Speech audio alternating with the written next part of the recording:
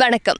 வசந்தத்தின் சித்திரை திருவிழா 2025ஆம் ஆண்டிற்கான ஆயத்தப்படுத்தல்களோடு நாங்கள் இணைந்திருக்கின்றோம். மட்டக்களப்பு கொக்கட்டிச்சோலை குமரகுரு விளையாட்டு மைதானத்தில் நாளைய தினம் வசந்தத்தின் சித்திரை திருவிழா நிகழ்வுகள் வெகு விமர்சையாக இடம்பெற இருக்கின்றன. மட்டக்களப்பு கொக்கட்டிச்சோலை தான்தோன்றீஸ்வரர் ஆலயத்திலிருந்து மரதன் போட்டியினூடாக நாளைய நிகழ்வுகள் ஆரம்பமாக இருக்கின்றன.